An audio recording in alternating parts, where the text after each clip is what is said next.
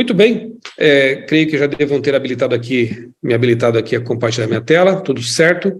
Vamos então para o estudo de hoje. Lembrando que o título geral do nosso estudo, né, o tema geral, é Therion, as bestas do Apocalipse e a batalha final. Lembrando também que a palavra Therion, no grego, é besta, é animal, né? Então, quando você lê ali a besta do mar, a besta da terra, a palavrinha grega que aparece lá no original é Therion. E eu sempre tenho citado aqui de início o filósofo alemão Schopenhauer, que disse o seguinte: quem espera que o diabo ande pelo mundo com chifres, será sempre sua presa.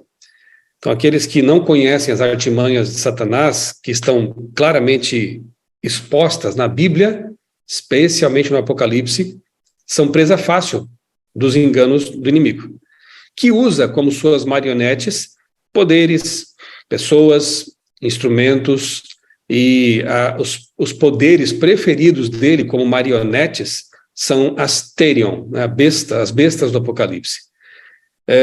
Nesse estudo, não poderíamos deixar de analisar, ainda que de forma em passagem, né, en passant, como diz nossos irmãos franceses, não poderíamos deixar de ver o Apocalipse 17, porque também menciona ali uma besta, e como estamos numa série que trata da atuação das bestas na batalha final, realmente não daria para ficar fora, né, o capítulo 17.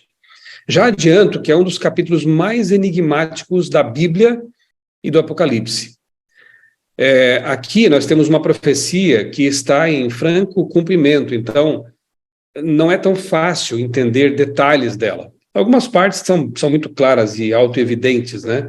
Mas há detalhes aqui dessa profecia que não são tão claros porque, como eu disse, estão em cumprimento. Quando a profecia já é cumprida, fica bem fácil, você olha para trás na história e vê ali o cumprimento e a sua fé se aprofunda, porque uma vez que você vê a profecia cumprida, você mais uma vez tem a certeza de que a palavra de Deus é verdadeira e nunca falhou, né? E aqui nós temos uma profecia que está em andamento. Aqui está, né, o título de hoje, né, a besta e a prostituta. São dois personagens marcantes aqui no capítulo 17, a besta e a prostituta. Antes ainda de nós lermos o texto para hoje, vamos revisar aqui aquela tabelinha, né, que eu preparei para vocês, que resume a cosmovisão da besta, né, aquilo que as bestas têm introduzido e ensinado, espalhado pelo mundo. É o vinho da sua prostituição, como está aqui no 17, né? Vinho representando doutrinas, dogmas, ideias, ideologias adulteradas, que embriagam, que entorpecem a mente das pessoas. Então é a cosmovisão Therion versus a cosmovisão bíblica, que nós conhecemos, porque estudamos a Bíblia sempre, né? Então nós temos ali a besta do abismo, que, como já vimos lá em Apocalipse 11, é identificada como sendo o Egito ou Sodoma, simbolicamente, ou seja, são ideologias que brotaram ali a partir da Revolução Francesa. Nós identificamos a besta do abismo como sendo a França revolucionária. Ficou no passado a história da Revolução Francesa? Sim, mas as ideologias nascidas lá, elas continuam no nosso mundo, atuando por aí, né, entorpecendo muita gente. Então, nós temos ali um pacote, né? O ateísmo, por isso o Egito, né? Ateísmo, relativismo teológico, moral, o secularismo, o espiritualismo, o evolucionismo, o marxismo. Então, esse relativismo todo, essa negação da Bíblia, abrem espaço para o surgimento com força do espiritualismo moderno, 1848, lembram?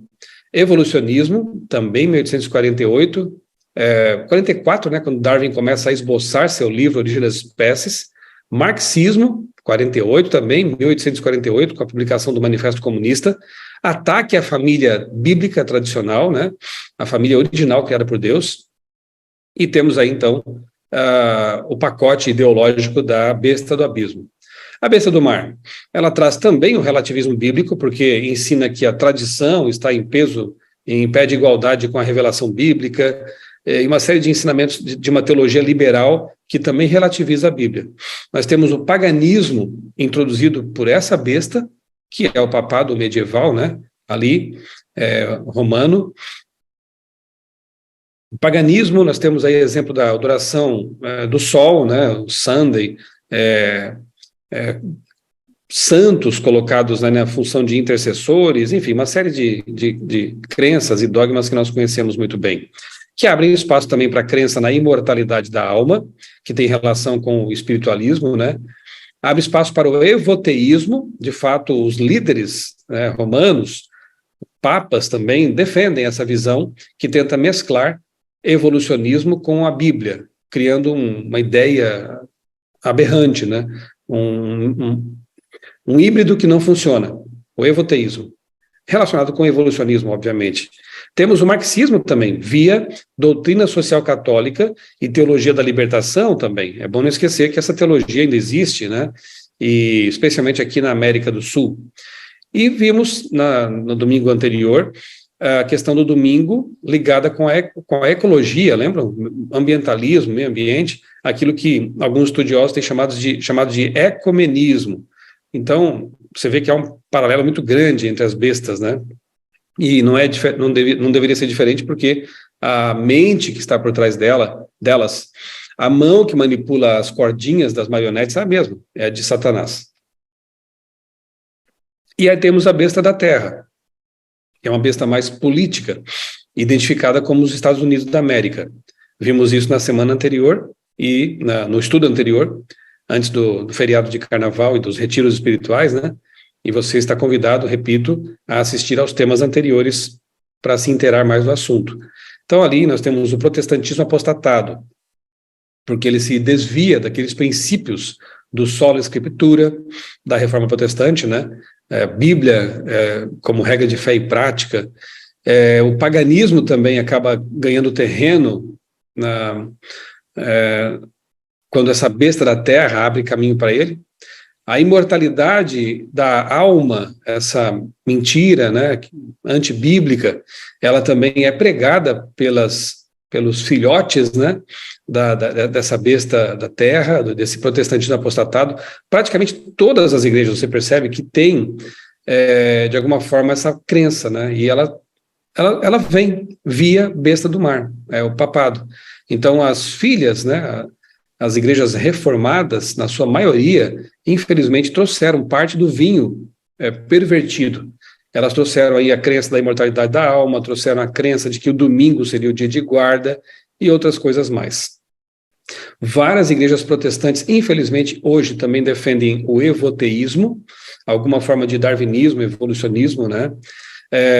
Aí você tem a crença chamada de dominionismo, de que o reino de Deus deve ser conquistado, deve ser trazido à terra pelos seres humanos, pelos esforços humanos, via política. Isso é uma distorção do evangelho que, infelizmente, contaminou muitas mentes, inclusive aqui no Brasil, né?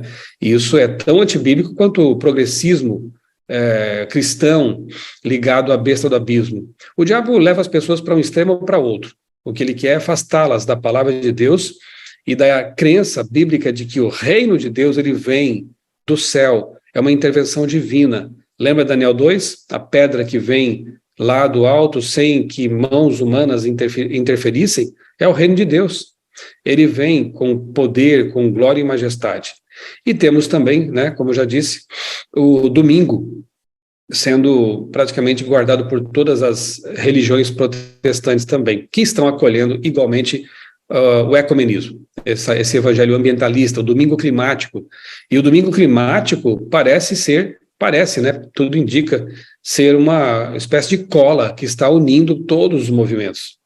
Então, nós, como nós vimos no estudo anterior, parece que não haverá muita dificuldade de, no futuro, um decreto dominical ser realmente assinado e efetivado, porque as pessoas estão sendo preparadas para aceitar, ou por via religiosa, porque creem que a besta do mar teria poder mesmo para mudar a lei, os tempos e a lei, né, como diz lá em Daniel 7:25, ali falando da ponta pequena, o chifre pequeno, que é também a besta do mar, em Apocalipse 13. Então, ou porque creem que esse poder pode mudar a lei de Deus, ou porque entendem que guardar o domingo seria uma forma de amenizar os efeitos das mudanças climáticas que podem destruir o planeta na ótica deles. Então, Aí está, no quadro, nós temos então os paralelos, as semelhanças ideológicas entre as três bestas do Apocalipse. Então, a cosmovisão Therion versus a cosmovisão bíblica que temos que ter, desenvolver. Como? Pelo estudo diário, constante e profundo da palavra de Deus, da Bíblia Sagrada. Então, avancemos aqui. Neste momento, sim, eu quero convidá-los a abrir a Bíblia comigo. Vocês que estão aí em casa, em algum outro ambiente, enfim, ou quem vai assistir a gravação depois, se puder aí abrir a Bíblia ou acessá-la no seu celular, quero convidá-la a fazer isso para lermos juntos aqui Apocalipse 17. Pelo menos vamos ler aqui até os versos... Vamos ler o capítulo todo, ele não é tão grande, né? Do 1 ao 18. E eu peço que vocês atentem para os detalhes, tentem memorizar os detalhes que vamos depois aqui ampliar, né? Mas leiamos com muita atenção, com muita reverência, este capítulo. Um dos 7 anjos que tinham as 7 taças veio e falou comigo, dizendo: venha, eu vou lhe mostrar... Assim, irmão, só para situar, esse capítulo vem logo a seguir ao capítulo que descreve as 7 pragas, né? Os 7 flagelos. Então, um dos 7 anjos que tinha as 7 taças, ele já foi visto lá no capítulo 16. Capítulo 16, que termina assim, ó, no verso 19, dizendo: e Deus se lembrou da grande Babilônia para dar-lhe o cálice do vinho do furor da sua ira. É o tempo da punição de Babilônia, né? E depois diz assim no finalzinho do capítulo 16: por causa do flagelo da chuva de pedras, as pessoas blasfemaram contra Deus, porque esse flagelo do granizo era terrível. Então, lembrando que a 6ª praga, ela tem que ver com o secamento das águas do rio Eufrates. Essa informação será importante mais adiante. E o 7º, né? O 7º anjo derramou a sua taça pelo ar, e uma voz forte saiu do santuário do lado do trono, dizendo: está feito. E sobrevieram relâmpagos e trovões, um grande terremoto. Então esse flagelo, essa praga, ela cai sobre a grande cidade e Deus pune Babilônia.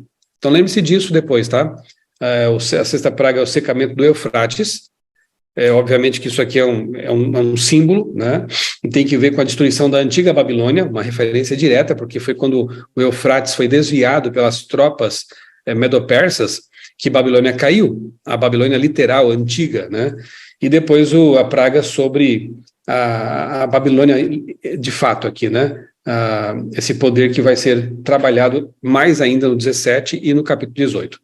Então, voltando aqui na leitura do 17, verso 1, um dos 7 anjos que tinham as 7 taças veio e falou comigo, dizendo: venha, vou lhe mostrar o julgamento da grande prostituta que está sentada sobre muitas águas.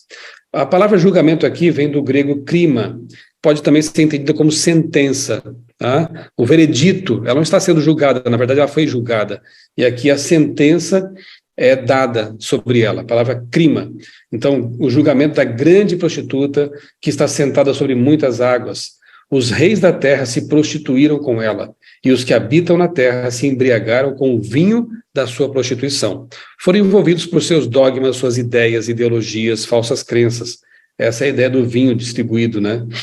O anjo me transportou no espírito a um deserto, e vi uma mulher montada numa besta. Aqui, o montada, a palavra grega é katemai. Ela tem que ver também com a ideia de domínio, de estar dominando, né, a besta. Então, na verdade, a protagonista aqui na cena é a mulher, a prostituta, porque ela domina, ela está sentada sobre essa besta escarlate e a conduz e a controla.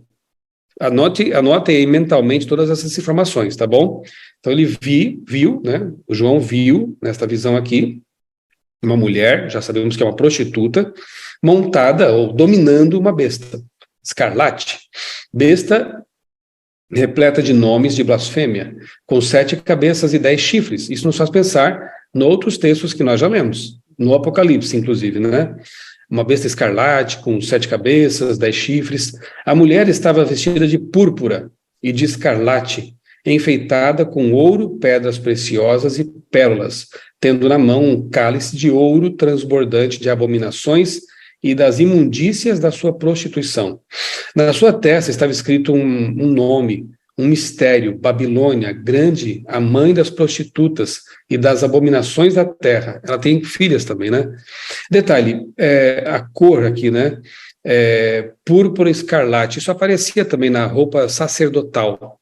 E o sacerdote tinha na testa também, ali na tiara, né, uma inscrição, santidade ao Senhor. Você vê aqui que é uma deturpação do sacerdócio. Mas lá também tinha a cor azul na roupa do sacerdote, azul que remete à lei de Deus, ao trono de Deus. Aqui não tem o azul, porque esse poder odeia a lei de Deus. Aqui tem só a púrpura e o escarlate, né? E ela tem um nome na testa também, uma paródia aqui, só que aqui o nome diz Babilônia, a grande. Babilônia, lembram disso? Nós podemos, vem à mente, né? E nós sabemos que Apocalipse tem muitas intertextualidades, muitas referências ao Antigo Testamento. Babilônia vem de Babel, confusão, ou Babilu, portal dos deuses, nome muito apropriado aqui simbolicamente para apontar uma confusão religiosa, uma perversão religiosa. Verso 6, então vi a mulher embriagada com o sangue dos santos e com o sangue das testemunhas de Jesus. Era um poder perseguidor, já visto lá em Daniel, como chifre pequeno, já visto em Apocalipse 13, como tendo perseguido o povo de Deus, os santos, né? E quando a vi, admirei-me com grande espanto. É interessante, né? Porque João viu tantas coisas fantásticas, espantosas até aqui, mas em nenhum momento foi dito o que está aqui escrito, ó. Admirei-me com grande espanto. No original grego, é algo mais ou menos como: admirei-me com grande admiração. Eu fiquei espantado, chocado. É isso. O que levou João a ficar tão espantado, que chocou o profeta que já tinha visto tantas coisas espantosas? Depois eu vou falar para vocês. O anjo, porém, me disse: por que você ficou admirado? Eu vou lhe mostrar o mistério da mulher e da besta, que tem 7 cabeças e 10 chifres, e que leva a mulher. A mulher está montada sobre ela, lembra? A besta que você viu não é mais, e está para emergir do abismo, e caminha para a destruição. Vou ler de novo. A besta que você viu não é mais, e está para levantar-se, para emergir do abismo, caminha para a destruição. Ou seja, estamos tratando aqui de uma profecia do tempo do fim mesmo, né? Essa besta vai ao fim, à destruição. E aqueles que habitam na terra, sobre a terra, quando fala aqueles que habitam sobre a terra, nós já sabemos que é uma referência aos perdidos, né? Nós temos o povo de Deus no Apocalipse e temos aqueles que habitam sobre a terra. O povo que renunciou, que rejeitou a salvação oferecida pelo Cordeiro, o sangue do Cordeiro. Então é o povo perdido mesmo. Esse período aqui, irmãos, ele é ligado ao tempo das pragas, após o fechamento da porta da graça. Estamos tratando aqui do finalzinho da história, pouco antes da volta de Jesus. Então é dito que aqueles que habitam sobre a terra, cujos nomes não foram escritos no livro da vida, desde a fundação do mundo, se admirarão vendo a besta, que não é mais, mas tornará a aparecer.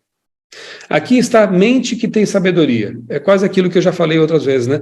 Aqui tem que prestar atenção, tem que ser sábio, né? E se não tem sabedoria, peça a Deus que dá a sabedoria necessária, né? Aqui está a mente que tem sabedoria. As 7 cabeças são 7 montes, nos quais a mulher está sentada. Se não ficou muito claro ainda, o anjo repete de outra forma. São também 7 reis, dos quais 5 caíram, um existe e o outro ainda não chegou. E quando chegar, tem que durar pouco tempo. E a besta que não é mais, e também o 8º rei, mas faz parte do 7 e caminha para a destruição. Eu sei, é bem complicadinho isso aqui, né? Mas nós vamos depois destrinchar tudo isso, tá bom? Mas aqui a gente vê assim a didática do anjo, mesmo sendo um tanto complicado, ele vai dizendo assim, olha, a besta é isso, mas também é isso e inclusive isso. É quase como ele dizendo assim, olha, você não pode errar, porque eu estou comparando com várias coisas, com montes, com reis. Lembre-se de que quando nós vimos lá em Daniel, a profecia de Daniel 2, por exemplo, rei e reino são termos intercambiáveis ali, correspondentes. Quando Daniel fala assim, tu, ó rei, és a cabeça de ouro, e depois de ti virá outro reino. Perceba que na visão profética e na interpretação profética, rei e reino são compatíveis, né? Então, montes reis ou reinos. Depois ele diz, os 10 chifres que você viu, olha, também são chifres, tá? Que representam poderes, já vimos isso.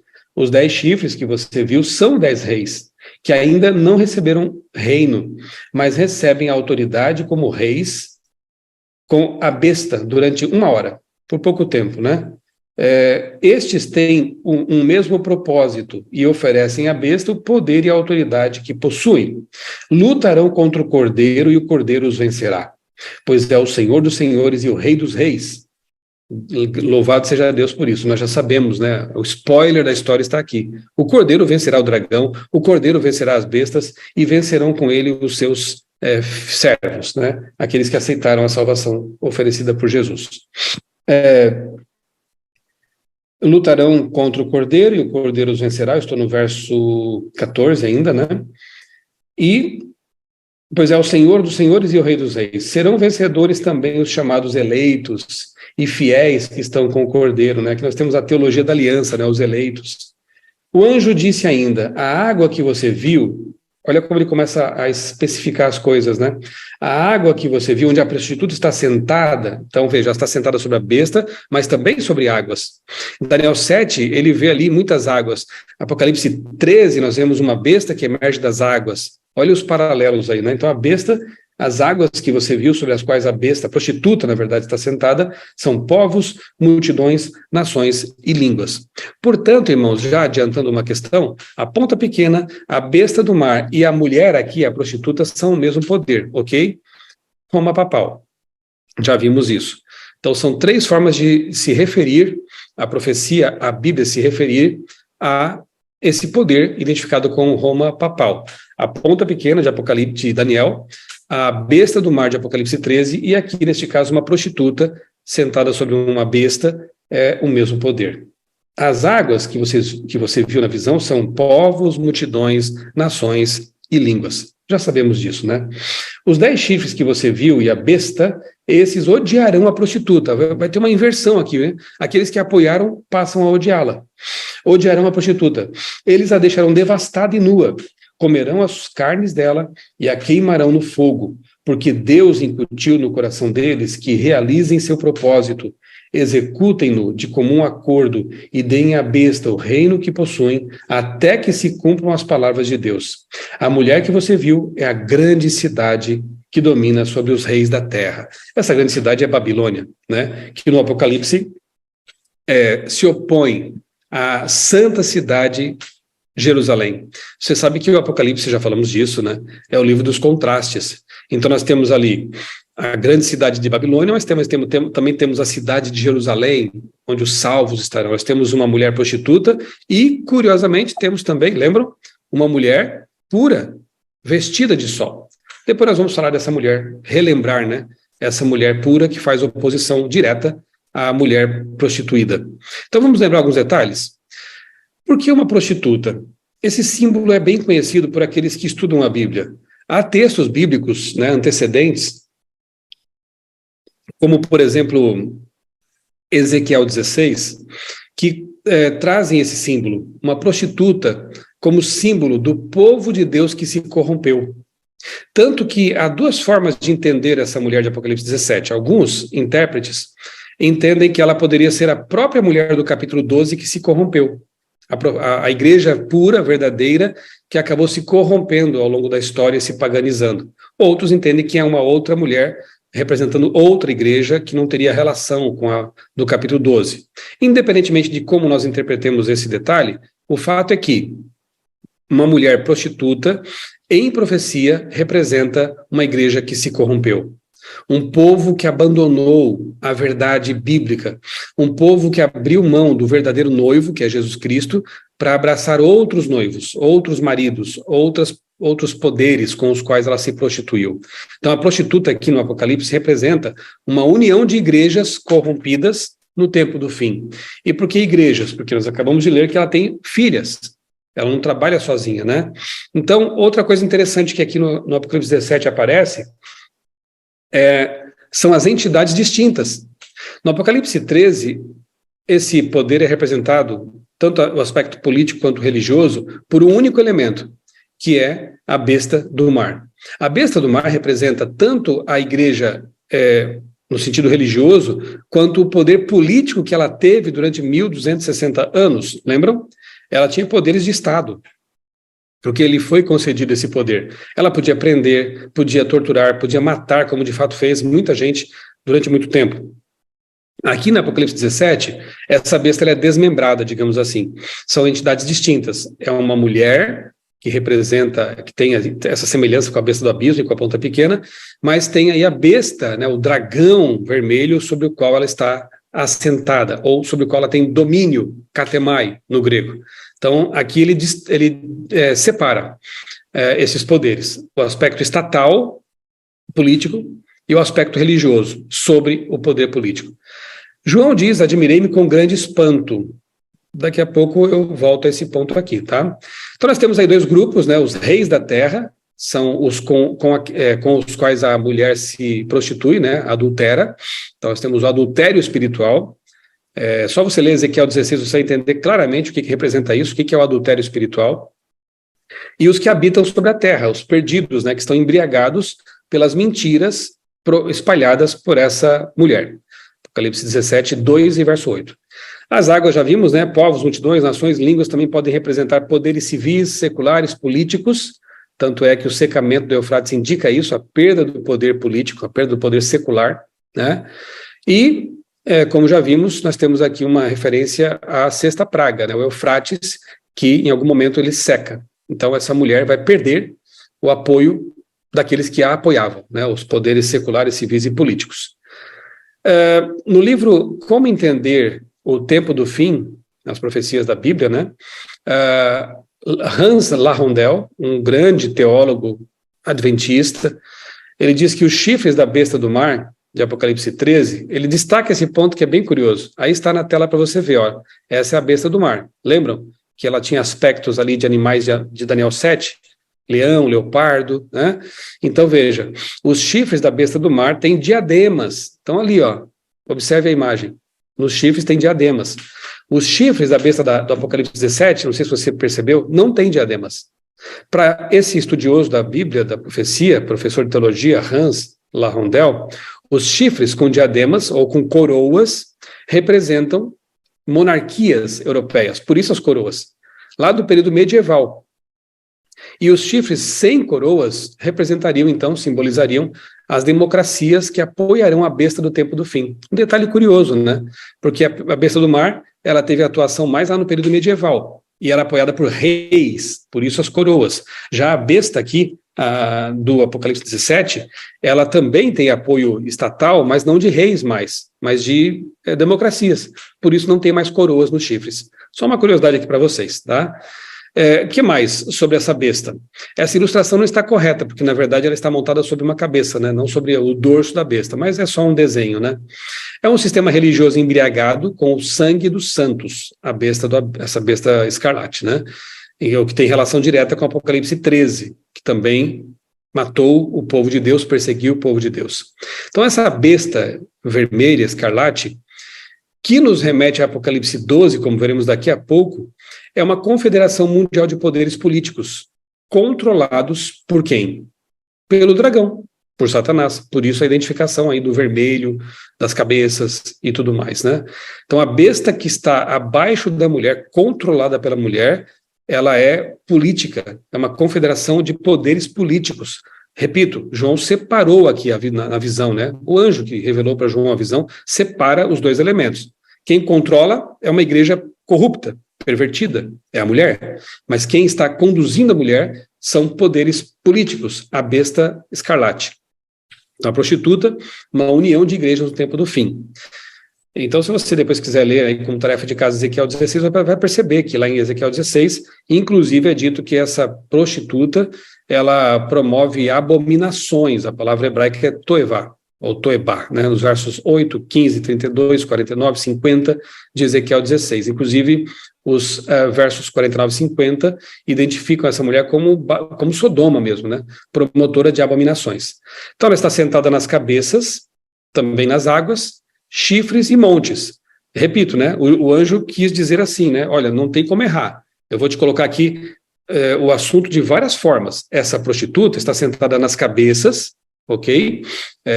Que também são águas, que também são chifres e que também são montes, para você não errar. Montes, é bom já dizer agora de antemão, que vem do grego oros, tá? Já a palavra colina, que é algo bem menor, vem da palavra grega lophos. Há uma distinção no grego entre montes e colinas. Esse detalhe é muito importante, porque há algumas interpretações aí que não correspondem aos fatos, nem são defendidas por teólogos adventistas de peso, conhecidos, né, de que essas cabeças poderiam ser, esses reis poderiam ser papas, pessoas. Mas a profecia nunca trabalha com indivíduos. Você nunca tem papas identificados na profecia.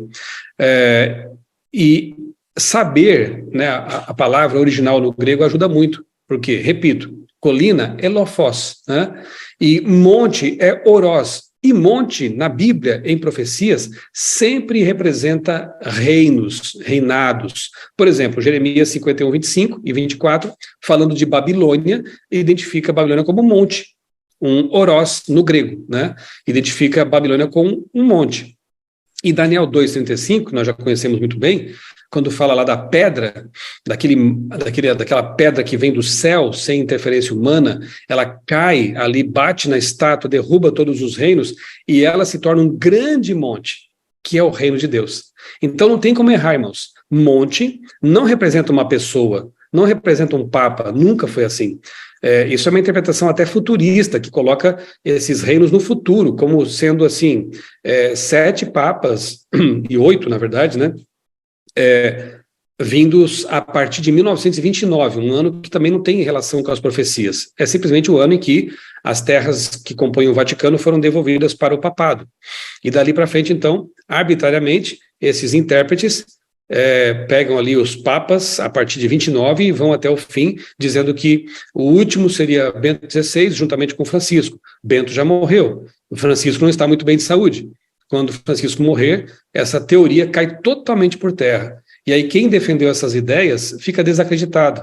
E isso não é bom, isso é muito ruim, né? Quando pessoas marcam datas para a volta de Jesus, fazem interpretações que praticamente são também marcações de datas, porque colocam uma figura humana que morre em algum momento, como o cumprimento da profecia, e aí quando a profecia não se cumpre, a Bíblia, a igreja, a pregação do evangelho são atrapalhados, porque fica um clima de desprestígio, de opróbrio no ar.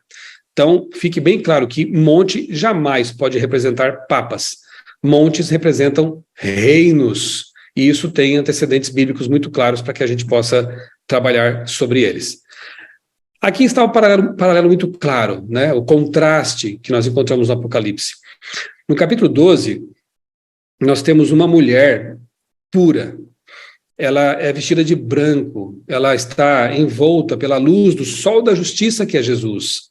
Tem a lua debaixo dos pés, uma coroa de 12 estrelas sobre a cabeça. Enquanto a mulher de Apocalipse 17, ela é diferente. Ela é corrompida, ela é pervertida, ela é prostituta, ela está vestida de púrpura escarlate, tem um cálice de abominações na mão. O contraste é muito marcante. E neste momento vale a pena a gente relembrar, volte um pouquinho aí na sua Bíblia, Apocalipse 12, 1 a 3 e depois 17, para você perceber o contraste marcante, né? Aqui ele vê um dragão também. Ele viu-se um grande sinal no céu, uma mulher vestida de sol, com a lua debaixo dos pés e uma coroa de 12 estrelas na cabeça. A mulher estava grávida e gritava com dores de parto, sofrendo tormentos para dar à luz. Viu-se também um outro sinal no céu, eis um dragão grande e vermelho. Olha que interessante, porque ele parece muito com a besta do Apocalipse 17, né? Grande, vermelho, com 7 cabeças, 10 chifres. Olha a identificação direta aqui, né? E nas cabeças 7 diademas. A sua cauda arrastou a terça parte das estrelas e assim vai, né? Aí o capítulo descreve as batalhas do dragão contra Jesus no céu, contra a igreja na terra, contra Jesus, contra o povo remanescente. E finalmente nos últimos dias ele combate, ele odeia aqueles que guardam os mandamentos de Deus e têm o testemunho de Jesus, o espírito de profecia, o povo remanescente. Aí no verso 17 nós lemos assim, ó: o dragão irou-se contra a mulher e foi travar guerra. Com quem? Com esses que eu acabei de citar, com o restante da descendência dela, os que guardam os mandamentos de Deus e têm o testemunho de Jesus, que, como eu disse, é o espírito de profecia. Perceba que o dragão aqui, que é Satanás, claramente identificado, ele se parece muito com a besta do Apocalipse 17, sobre a qual a mulher está sentada. Ou seja, é para deixar claro que quem controla esse sistema corrupto, aqui, tanto a mulher quanto a besta, é Satanás mesmo. Enquanto a mulher de Apocalipse 12, quem está do lado dela e de quem ela está do lado é Jesus. Ela é a esposa do Cordeiro. Ela é identificada unicamente com Jesus. E aqui a gente já começa a pensar assim, de que lado eu quero estar? Né? Você quer estar do lado da mulher virtuosa de Apocalipse 12 ou do lado da mulher pervertida, prostituta de Apocalipse 17? A Bíblia sempre nos propõe escolhas, decisões a tomar. Espero que nesta manhã você decida, mais uma vez, permanecer firme do lado da mulher pura, virtuosa, e pertencer ao povo que guarda os mandamentos de Deus e tem o testemunho de Jesus. Só para deixar bem claro aqui nessa tabelinha, os contrastes, tá bom? Entre as duas mulheres de Apocalipse 12 e 17. A mulher de Apocalipse 12, relembrando, ela é vestida de linho puro e envolta pelo sol da justiça, que é Jesus. Ela tem a lua debaixo dos pés, alguns intérpretes entendem como sendo o sistema de sacrifícios, o santuário do Antigo Testamento, porque a lua reflete a luz do sol. Assim como o sistema sacrificial do Antigo Testamento era apenas um reflexo da luz de Cristo, do Cordeiro de Deus, que tira o pecado do mundo. Ela tem uma coroa de 12 estrelas na cabeça, obviamente que remete às 12 tribos e aos 12 apóstolos, né? É a igreja ao longo de toda a história, no Antigo e no Novo Testamentos. Deu à luz o Filho. Jesus nasce da igreja, do povo de Deus, né? Dragão persegue a igreja aqui. Então, ele tem 7 cabeças e 10 chifres, como nós vimos. Ela é protegida no deserto. Por 1260 anos, ela permaneceu oculta, pregando com pano de saco e humilhada, como vimos no Apocalipse 11 também, né? Não havia uma forma de ela pregar abertamente, porque ela era perseguida pela besta do mar. E tem um remanescente. Tem um povo que restou de todo esse processo da história, um povo que se mantém fiel às mesmas verdades. Em Apocalipse 17, já vimos, temos uma prostituta, vestida de púrpura, sentada sobre águas, vinho e prostituição, né? Ela distribui para o mundo o vinho da sua prostituição. Ela também é vista no deserto, montada numa besta, que tem 7 cabeças e 10 chifres, né? Identificação com o dragão de Apocalipse 12, e ela tem filhas, né? Como a igreja pura tem um remanescente, a igreja pervertida tem filhas, e persegue o povo de Deus. Só para fechar aqui essa questão da comparação entre as duas. Aqui eu quero abrir um parênteses bem interessante com vocês, e tratar um pouquinho da arqueologia, que traz luz ao nosso estudo, né? O Dr. Rodrigo Silva, bem conhecido, né? Doutor em arqueologia clássica, ele apresenta o programa Evidências na Novo Tempo, ele também é professor no NASP, Campus Engenheiro Coelho, ele traz essas informações em alguns vídeos na internet, muito interessantes. Aí você vê estatuetas da deusa Ashera. Você pode perceber que ela é uma deusa que não tem pés, é uma mulher voluptuosa, né? E aparece montada sobre animais, uma besta. Olha que interessante. Ali naquela estatueta à direita, acima, aquela estatueta está lá no Museu de Arqueologia Bíblica do NASP. Então você vê ali, olha, a Ashera montada sobre uma besta, sobre um animal. Então ela é apresentada como uma mulher voluptuosa, portanto uma prostituta, ou então como uma mulher montada sobre animais. Olha que interessante isso. A Ashera, na mitologia pagã, era mãe e, ao mesmo tempo, amante do deus Baal, esse deus que sempre incomodou Israel, né? Então, veja, é uma mulher prostituta e numa relação incestuosa, mãe e amante de Baal. Com certeza, quando João viu, porque João era um judeu, né? João conhecia muito bem a cultura, a história, infelizmente, as quedas espirituais de seu povo, o povo judeu. Com certeza, quando João contempla na visão uma mulher montada numa fera, numa besta, num animal, a mente dele foi transportada para aqueles momentos em que o povo de Israel também adorou Ashera. Por isso, o texto diz que ele se admirou com grande espanto, ou admirei-me com grande admiração. Ou seja, ele ficou chocado, porque na cabeça dele era inconcebível que aquela mulher que era representada como sendo pura, verdadeira, em algum momento da história, seria outra figura. Seria uma mulher que, na mente dele, trazia de volta esse culto pagão, idolátrico e prostituído também, porque eles tinham prostitutos cultuais, eram cultos muito pervertidos. Por isso que Deus, muitas vezes, puniu severamente o povo por ter se rendido a esses cultos pervertidos, né? Aqui nós temos, então, uma citação, né, do livro Iavé e os Deuses de Canaã, do famoso arqueólogo William Albright, em que ele diz que aquela que pisa ou se sustenta sobre um monstro que sobe do mar. Ele define Áxera, essa falsa deusa, como aquela que pisa ou se sustenta sobre um monstro que sobe do mar. Vocês percebem a relação direta com essa mulher de Apocalipse 17? Com Áxera, essa deusa prostituída, corrompida? Olha que interessante isso, gente. Aqui nós temos uma pintura do século XVI, feita por Grácio Cozzali, está na igreja de San Giovanni Evangelista, a cortesã Babilônia sentada no dragão. Veja como essa iconografia, essas pinturas, esculturas, né, mostravam claramente, antigamente, né, esse poder, né, a mulher sobre o dragão. Aqui nós temos uma moeda do tempo de Vespasiano, lá do começo do primeiro século, né, da era cristã já. E veja que interessante. Num lado, isso aqui o Dr. Rodrigo também mostra em suas palestras, né? Num lado temos a efígie ali de Vespasiano, ok? E no outro temos Roma. Como que Roma é representada? Uma mulher sentada sobre 7 montes. Curioso demais, hein? Não tem como a gente não ter a mente trazida para Roma, sempre Roma, como também simbolizada por Babilônia. E tem mais, irmãos, olha que interessante. Europa, na mitologia, ela também é representada como uma mulher que abandona o marido e se assenta, monta sobre um animal, uma besta, né? O culto de Áxera passou para o mundo greco-romano, contaminou também a Europa. É muito interessante isso, né? Só para fechar aqui esse parênteses, então, que mostra que a arqueologia nos lança luz sobre esse estudo, né? E por isso João ficou espantado realmente, porque na cabeça dele é como se esse culto pagão tivesse retornado. E isso assustou demais o profeta e o deixou tremendamente desapontado, né? Ellen White, agora vamos, né, contar com a ajuda da profetisa aqui no Grande Conflito, página 382, ela só ajuda a bater aqui o martelo, né, porque nós já vimos tudo na Bíblia. Mas ela diz assim que o poder que por tantos séculos manteve despótico domínio sobre os monarcas da cristandade é Roma. Fechou, né?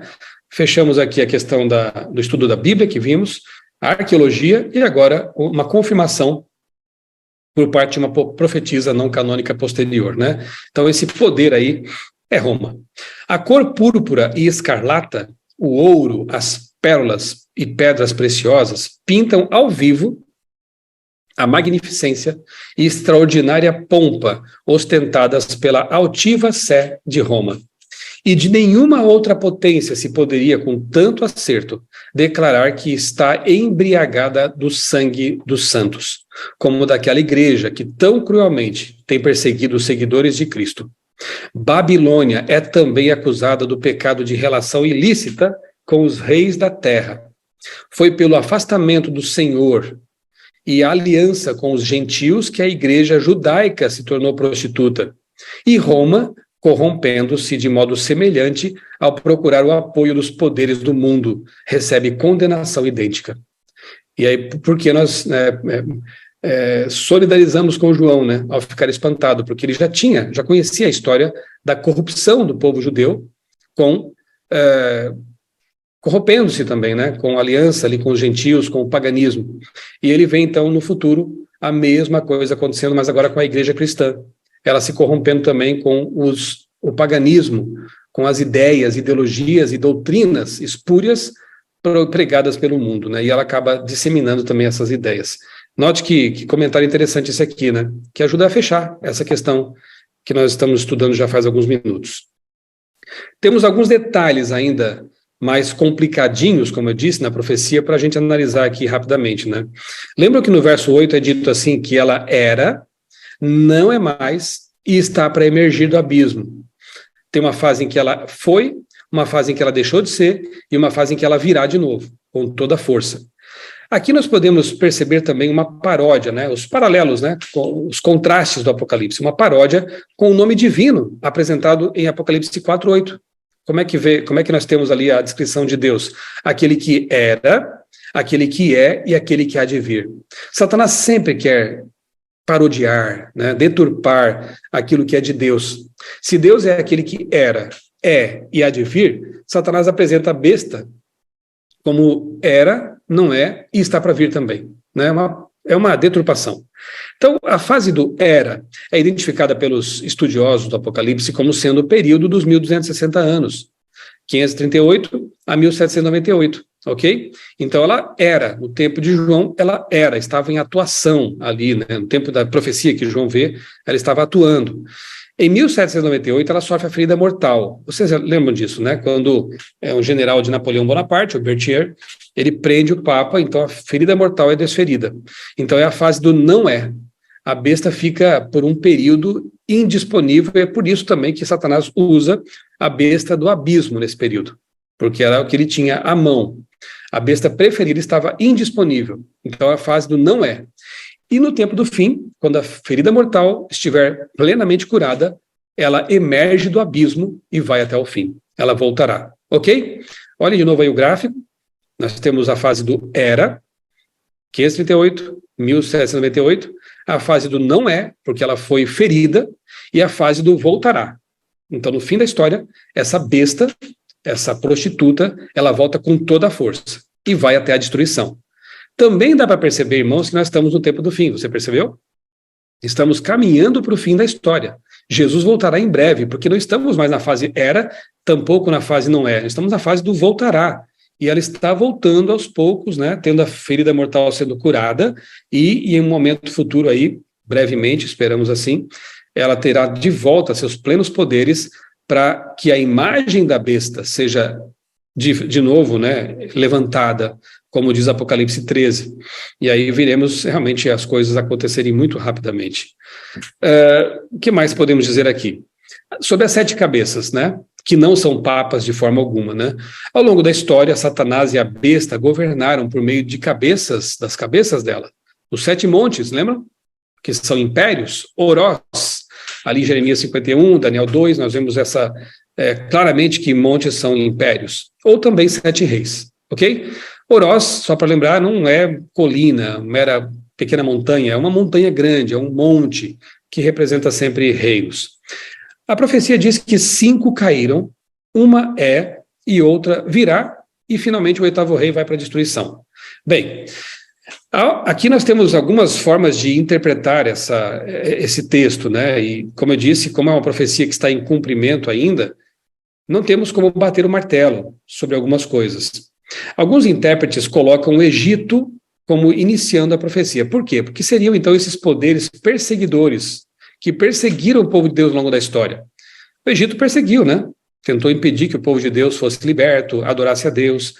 A Síria perseguiu também o povo de Deus. Babilônia também, obviamente, levou cativos, né? Os judeus ali na perseguição e tudo mais. Pérsia também, no tempo de Estéria, especialmente, né? E Amã, lembra de Amã, que quis matar o povo de Deus? Grécia também, nós temos especialmente ali Antíoco Epifânio, né? Que profanou o santuário, também perseguiu o povo de Deus. Depois temos Roma, que obviamente, tanto na sua fase imperial quanto papal, perseguiu tremendamente o povo de Deus, terrivelmente. E temos a besta que virá, sendo então nessa sequência a besta do mar, que também persegue, e finalmente o 8º rei. Então, se colocarmos o Egito como sendo o primeiro monte, ou o primeiro rei, ou a primeira cabeça, nós avançamos na história, tendo aí 5 que caíram, Egito, Assíria, Babilônia, Pérsia e Grécia, caíram em relação ao tempo de João. Aí, a cabeça que seria no tempo de João, Roma, porque era que existia no tempo dele, né? Então, no tempo de João, Roma. A que virá seria então a besta do mar, o papado medieval, aquela que virá, Roma, na sua fase religiosa, papal, e o oitavo rei, então, seria o último poder que procede dos 7, né? Poderia ser, então, o próprio Satanás, poderia ser a besta do mar com poder renovado, poderia ser, talvez, também Estados Unidos, numa outra forma de interpretar essa visão. Então, dessa forma aqui, 5 caíram: Egito, Assíria, Babilônia, Pérsia e Grécia. Uma é Roma, outra que virá, a besta do mar. Levando em conta que o tempo seria o tempo de João, portanto, Roma imperial. O adjetivo grego para pouco, ali, durará pouco tempo, é óligon, que significa curto ou pequeno. Não indica duração de tempo, tá, gente? Como a palavra micron. Micron, sim, é tempo cronológico. É um tempo curto, mas tempo limitado, como Apocalipse 12:12. Lembra que lá diz assim, que o dragão e tudo mais, descreve o dragão e diz que ele tem pouco tempo. Mas o dragão já está atuando no mundo há mais de 2.000 anos, há mais ou menos 2.000 anos, né? Então, não é a partir da morte de Cristo, né? Mas já está aqui há mais tempo do que isso, inclusive. Então não tem pouco tempo, ele tem uma atuação limitada e um tempo contado. Os dias estão contados. Então, quando fala aqui desse monte, né, desse poder que terá pouco tempo, não quer dizer curta duração de tempo, como se fosse a vida de um papa. Inclusive, teve papas anteriores ao próprio Bento XVI, ao Francisco, que reinaram por muito menos tempo, alguns até por dias, e depois morreram. Então, não tem nada a ver com esse tempo curto da duração do pontificado de um papa. É tempo no sentido de óligon, dias contados. O que mais? Oitavo rei. Os 10 chifres da besta escarlate representam os 10 reis que receberão domínio sobre a besta durante a época da oitava cabeça. O Apocalipse não explica com exatidão quem são esses 10 reis, nem, tampouco, né, o oitavo rei. Trata-se de uma profecia, como eu disse, ainda por se cumprir, e, portanto, tem aspectos assim nebulosos, né? Outra forma de entender essa sequência, e que vários teólogos adotam, né? Também vários teólogos adotam aquela que coloca Egito no começo, e vários outros adotam a forma de entendimento que coloca Babilônia no começo.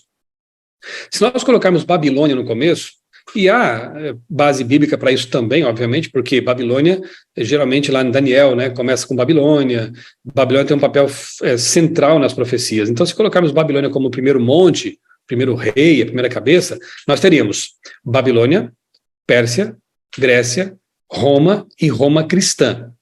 Em seguida teríamos, então, a França revolucionária, a besta do abismo, de Apocalipse 11, a Estados Unidos, a besta que virá, e o oitavo rei. Notem, 5 caíram, aí seriam Babilônia, Pérsia, Grécia, Roma e Roma cristã. 1.260 anos transcorrem entre um período e outro, né, até aquela que é, e no caso, a besta que é a França, nesse caso não seria o tempo de João. João seria transportado para o tempo da ferida mortal, o tempo em que ela é e deixou de ser. Isso é possível? Há vários momentos aqui no Apocalipse em que João ele é transportado em visão no tempo, e aí o marcador temporal passa a ser um evento no futuro. É possível? Também é. Notem que estou mostrando aqui possibilidades, né? Então, a besta que viria depois da Revolução Francesa seria a besta dos Estados Unidos. E essa besta aparece no Apocalipse 13. É a besta da terra, né? E o oitavo rei poderia ser os próprios Estados Unidos, né? Em associação com a besta do mar, ou então o próprio Satanás personificando Cristo. Vários teólogos entendem que o oitavo rei poderia ser o próprio Satanás naquilo que Ellen White chama de o ato culminante do engano. Já leram isso? Que é quando Satanás personifica Cristo. Então chega um momento que os reinos, os poderes que apoiam a mulher, eles se voltam contra ela, possivelmente porque as pragas atingem também a besta, o trono da besta, de Apocalipse 13. Os reinos da terra percebem que essa besta não tem poder mais nenhum, ela foi desmascarada, eles se voltam contra ela, e aí Satanás assume a direção diretamente. Aí o próprio grande anticristo mor, digamos assim, né? O grande anticristo, ele personifica Cristo e leva os povos perdidos da terra ao engano final. Seria então essa contrafação final, né, de Cristo, da volta de Jesus. Ele aparece como Jesus, falso Cristo para os cristãos que o aguardavam. Ele aparece como talvez uma próxima reencarnação de Buda. Ele aparece como um líder que vai enganar muitos muçulmanos. Ele aparece até talvez como um extraterrestre, para enganar aqueles que não têm nada a ver com religião, né? Até ateus cairiam num engano como esse. Então, seria possivelmente o oitavo rei, a personificação aí de Cristo por Satanás. É uma possibilidade? Sim, também é uma possibilidade. No artigo A Bela e a Fera, publicado na Revista Adventista em outubro de 2020, o pastor e doutor Marcos de Benedicto, o ex-chefe de redação da CPB, ele aposentou recentemente, ele faz ali uma análise bem interessante, detalhada, sobre Apocalipse 17, sobre esses símbolos, né? E ele preparou aqui um gráfico muito interessante, muito detalhado, das principais formas de entender as 7 cabeças de Apocalipse 17 ao longo da história. Ali embaixo tem as fontes, ele pesquisou muitos livros, muitos artigos, né, para montar esse gráfico aí, que é tremendamente útil nesse momento. Então nós temos ali, ó, as fases. 5 caíram, ou seja, é uma fase passada, né? Aconteceu já, passou, por isso está no passado mesmo. 5 caíram. Fase passada, a fase era da besta. 1 existe, eu estou naquela coluna cinza escuro ali, tá bom? 1 existe, é a fase presente, a fase não é. Se é no tempo de João ou na Revolução Francesa, aí os estudiosos divergem um pouco, mas uma fase é, a fase não é, né? Existe. Depois nós temos o outro ainda não chegou, é a fase futura, obviamente, né? Está para emergir do abismo, é a fase futura da besta. E, finalmente, é o oitavo, é a fase final, caminha para a destruição da besta. Irmãos, nós estamos nessa fase, tá bom? Só para vocês entenderem que nós estamos vivendo realmente o tempo do fim mesmo. Estamos na fase do oitavo, neste momento, ok? Fase final. Então nós temos ali cabeças ou reinos, né? 1, 2, 3, 4, 5, fase não é, 5 caíram, 5 caíram. Nós temos a fase 6, né? A 6ª cabeça está na fase, então, não é, quando sofre o golpe mortal ali. Nós temos a 7ª cabeça na fase futura, está para emergir, e temos a 8ª cabeça, que é a fase final. É o 8º que caminha para a destruição, ok? Aí nós temos várias formas de entender isso aí. Muitas delas são bem parecidas, né?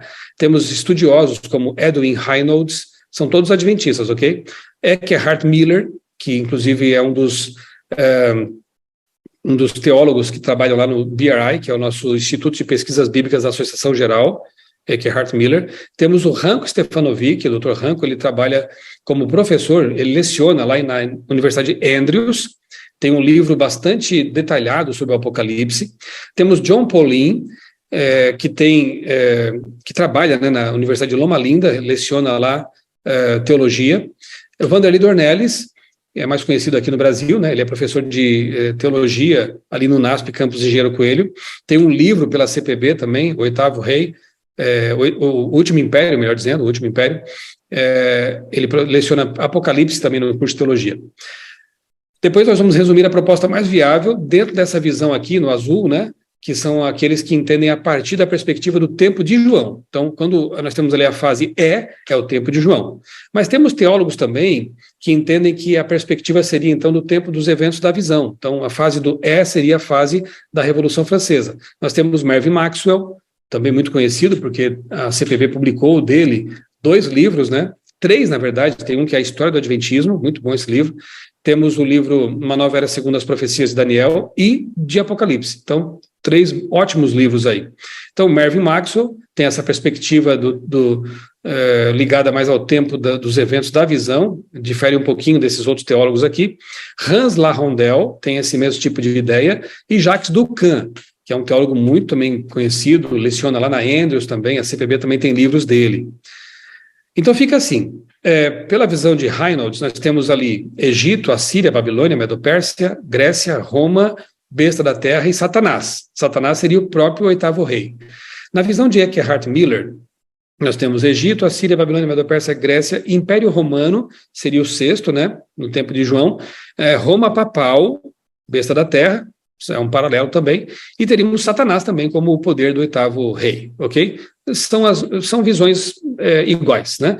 Hank Stefanovic também vê assim: Egito, Assíria, Babilônia, Medo-Pérsia, Grécia, Roma imperial, besta do mar, e no caso aqui é uma pequena diferença. Para Hank Stefanovic, o oitavo rei seria a Roma papal revivida. Então a Roma papal, a besta do mar, volta com todo o poder para destruir mesmo, para perseguir e ir para o final, né, da história. Para John Paulin, nós temos Egito, Assíria, Babilônia, Medo-Pérsia, Grécia, Roma imperial, Roma papal e uma confederação global, poderes unidos aí para perseguir o povo de Deus. Vejam que a diferença é mínima aqui nesse caso, né? Para Dornelles, nós temos então Egito, Assíria, Babilônia, Medo-Pérsia, Grécia, Roma imperial, Roma papal, e nesse caso, para Dornelles, não seria Satanás, tampouco seria Roma papal ou a Roma do mar revivida, seria, na verdade, o oitavo rei, a besta da terra, ou seja, Estados Unidos. No resumo que o Dr. Marcos Benedicto faz aqui, nessa coluna mais um azul um pouco mais escuro, teríamos uma proposta mais viável, que une essas aqui e tenta harmonizá-las. Seria Egito, Assíria, Babilônia, Medo-Pérsia, Grécia, Roma. A besta do mar revivida seria então o sétimo rei, a sétima cabeça, a besta do mar revivida, que vai liderar uma confederação global. Então é a mulher de Apocalipse 17. Essa besta montada sobre essa confederação. E o oitavo monte, o oitavo rei, seria então um domínio direto de Satanás, que encarna a besta em si e personifica Cristo. Então seria o ato culminante do engano. Satanás assume o controle, porque a besta, melhor dizendo, a mulher, né, a besta revivida, ela vai ser destruída pelos que estavam apoiando, quando as águas do Eufrates secam, né? Acho uma proposta bem interessante.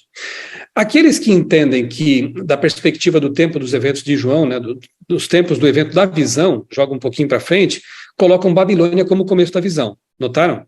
Tanto Mervyn Maxwell, quanto Hans Larondel, quanto Jacques Ducan colocam na sequência Babilônia, Pérsia, ou a Média Pérsia, Grécia, Roma imperial ou pagã, e Roma cristã ou papal ali na sequência. Então, a fase seria então Roma cristã ferida, ou papal, ou medieval, ou besta, né, da terra, que recebe a ferida mortal, ok? Em seguida temos o sétimo monte, que seria então Roma cristã revivida, ou Roma papal, né, revivida, e o oitavo rei seria então, ou, no caso de Maxwell, a besta como um todo, Larondel, a besta em si, ou Jacques Ducan, a continuidade da sétima cabeça. Uma proposta de harmonização dessas visões aqui desses teólogos. Teríamos, então, Babilônia, Medo-Pérsia, Grécia, Roma imperial, Roma papal ferida, besta do mar revivida, que liderará uma confederação global, e, finalmente, um domínio direto de Satanás que encarna a besta em si e personificará Cristo. Percebam que os nossos teólogos, esses grandes estudiosos, né, do Apocalipse, eles acabam concordando no sentido de que, no fim da história, Satanás vai assumir o controle e vai caminhar para a destruição. A besta da terra, a besta do mar, ela perde seu protagonismo. A mulher aqui é devorada pelos que a apoiavam, as águas do Eufrates secam, o apoio político é perdido e o próprio Satanás assume o controle das coisas, né? É o ato culminante do engano. Muito boa essa tabela, agradecemos aqui o pastor Marcos Benedicto, né, por nos ajudar com esse resumão dessas visões. Percebam que, na verdade, se formos analisar assim em detalhes, a divergência que há entre um e outro não é tão grande assim, né? No final das contas, tudo culmina para o desfecho da história com o Satanás assumindo o controle, né? O grande anticristo aí assumindo o controle. Eu sei, gente, é uma enxurrada de informações, né? Depois vocês podem assistir com mais calma, essa tabela vai ser disponibilizada, esse preze vai ser disponibilizado, para que vocês possam estudar depois com mais calma, com oração, com atenção, tá bom? Tudo isso nos leva às seguintes conclusões, né? A batalha do Armagedon está chegando. Apocalipse 17, 14 a 18. Introduzida em Apocalipse 16, 12 a 16, e concluída em Apocalipse 19, 11 a 21, aqui a batalha é descrita de forma breve, né? Os poderes políticos e seculares que permitiram que a besta dominasse o mundo retiram seu apoio e se voltam contra ela. Essa retirada de apoio à Babilônia é retratada, como eu já disse, na sexta praga com o secamento do rio Eufrates. Babilônia é impotente para proteger seus apoiadores que ficam irados contra ela, que se voltam contra ela. Ser queimada no fogo, lembram? Apocalipse 17:16 diz ainda assim, ó: os 10 chifres que você viu e a besta, esses odiarão a prostituta. Eles a deixarão devastada e nua, comerão suas carnes e a queimarão no fogo. Gente, olha que interessante. Ser queimada no fogo, com fogo, era a punição para uma filha de sacerdote que se envolvesse com prostituição. Vejam que a punição para uma filha de sacerdote era essa aqui, né? Se ela se prostituísse, ela seria queimada no fogo. Então essa falsa igreja, esse sistema religioso corrompido, receberá a mesma punição que era dada a uma filha de sacerdote prostituída. Olha que paralelo interessante aqui com Levítico 21, verso 9, né? Em Apocalipse 18, nós vemos também aqui a queda de Babilônia. No 17, o julgamento desse sistema religioso apóstata no tempo do fim é retratado usando os termos da execução de uma prostituta, segundo a lei mosaica. Já no Apocalipse 18, é descrito como uma rica cidade comercial que afunda no mar. Tanto faz, os símbolos são diferentes, mas descrevem a mesma realidade. Babilônia vai cair, Babilônia vai ser destruída, Babilônia vai afundar. Né? E aí, voltamos àquela decisão que temos que tomar. De um lado, nós temos a noiva de Cristo, que não vai afundar. Nós temos a noiva de Cristo que vai vencer, vai ser triunfante. É uma mulher também, uma mulher pura. É também uma cidade, como está descrito em Apocalipse 19, a grande cidade, Nova Jerusalém. Do outro lado, temos uma amante de Satanás, uma mulher prostituída, uma cidade também que vai afundar, que vai ruir, que vai ser destruída. Queridos, querido irmão, querida irmã, qual é a sua escolha hoje? Você quer ser um habitante da santa cidade ou, infelizmente, decidirá habitar a cidade, a grande cidade de Babilônia, que um dia vai ser destruída? Não tem como errar aqui, né, irmãos? A decisão é uma só. Nós temos que pertencer à noiva de Cristo. Nós temos que fazer parte desse povo, desse movimento que dá valor à verdade bíblica, que ama Jesus de todo o coração, para que um dia possamos participar das bodas do Cordeiro, porque o Cordeiro vai voltar. Ele virá para casar-se com essa mulher. Ela é noiva hoje. Ela está desposada. E em breve Jesus virá para recebê-la. Vai levá-la para o lar. Vai se casar com ela. Então, a noiva é o povo de Deus, é também a Nova Jerusalém, enfim, mas o importante é que nós façamos parte desse povo, certo? O cálice de Babilônia é cheio de prostituição, de doutrinas corrompidas, né? A tradição é colocada em pé de igualdade com a Bíblia, ideologias humanas corrompidas estão colocadas ali em igualdade com a Bíblia, o domingo é colocado em lugar do sábado, a crença da imortalidade da alma é espiritualista, colocada em lugar da crença do sono da morte, a intercessão humana de seres humanos ou de pessoas que morreram é colocada no lugar da intercessão de Jesus, nosso único suficiente mediador. O estilo de vida é corrompido, pervertido, paganizado, mundanizado. Tudo isso faz parte desse cálice. Não podemos beber esse cálice. Temos que fugir disso, irmãos. Sabem, eu vou agora encerrar partilhando com vocês o verso bíblico do Apocalipse que mudou a minha vida. Porque no passado, irmãos, eu pertencia a esse movimento. Eu pertencia à Babilônia. E aqui, mais uma vez, é importante dizer para os nossos amigos que não são adventistas e que estão acompanhando esse estudo também, que a profecia não está preocupada com pessoas. A profecia não aponta, não condena seres humanos individualmente, ela condena sistemas que se corromperam. A profecia, ela mostra um Deus que quer salvar pessoas, um Deus que quer salvar indivíduos, quer conduzi-los a Jesus, à verdade. Jesus mesmo disse, né, que haverá um só rebanho e um só pastor. As minhas ovelhas ouvem a minha voz. E aqui em Apocalipse 18, eu vou ler desde o verso 1, diz assim, ó: depois dessas coisas, que ele viu no capítulo 17, né? Depois dessas coisas, eu vi descer do céu um outro anjo que tinha grande autoridade e a terra se iluminou com a sua glória. Então exclamou com potente voz, dizendo: caiu, caiu a grande Babilônia. Ela se tornou morada de demônios, refúgio de toda a espécie de espírito imundo e esconderijo de todo tipo de ave imunda e detestável, pois todas as nações beberam do vinho do furor da sua prostituição, se envolveram com todos os enganos que ela dissemina. Com ela se prostituíram os reis da terra, também os mercadores da terra se enriqueceram à custa de sua luxúria. Ouvi outra voz do céu dizendo, agora presta bem atenção, saiam dela, povo meu, para que vocês não sejam cúmplices dos seus pecados e para que os seus flagelos não caiam sobre vocês. Gente, Deus tem povo dele lá em Babilônia. Deus tem povo dele em todas as igrejas, até fora delas tem povo de Deus. E no momento certo, esse povo vai ouvir a voz de Deus, como eu ouvi há 30 anos, quando eu saí de Babilônia e passei a fazer parte desse povo identificado como a mulher virtuosa do Apocalipse. Não há como errar. Há um caminho errado e um caminho certo. Você tem que decidir. É maravilhoso e libertador ouvir esse convite. Sai dela, meu povo. Sai de Babilônia, sai desse sistema de corrupção, sai desse sistema que dissemina verdades, não verdades, mas erros, né, doutrinários. Venha para a luz, venha para a verdade, porque a verdade liberta. Esse verso mudou a minha vida, quando eu entendi que eu precisava deixar Babilônia e me unir ao povo da Nova Jerusalém. E eu quero convidar você também, nesta manhã, a tomar essa decisão, a sair de Babilônia, abandonar os erros teológicos. Muitas pessoas até saem fisicamente, corporalmente, mas carregam na mente e no coração muito do vinho apostatado, do vinho adulterado.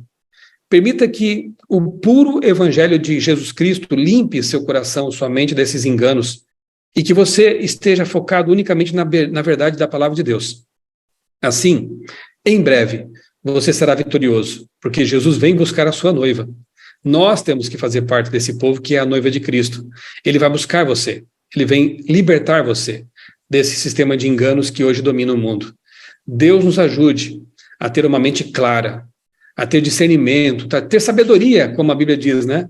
Para entender os tempos que estamos vivendo, porque caminhamos para o fim. E não ser enganados por ventos de doutrina que sopram lá fora e aqui dentro também. Há muitas heresias sendo pregadas no meio do povo de Deus. E nós precisamos estar blindados contra elas. Como? Tendo a palavra de Deus como nossa regra de fé e prática. Tendo as verdades da Bíblia Sagrada bem enraizadas na nossa mente. Assim nós seremos vitoriosos. Não tem besta que domine, que derrote o povo de Deus. Não tem dragão que consiga vencer o povo que está armado com a armadura de Cristo. Nós seremos vitoriosos com Jesus pela graça de Deus. Louvado seja Deus.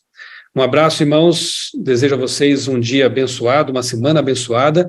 Nós nos encontramos aqui 2 domingos para encerrar essa série com o assunto, o tema, a resposta de Deus. Você não pode perder. Deus abençoe todos vocês, a nós todos, e permaneçamos firmes neste caminho que Deus nos revelou.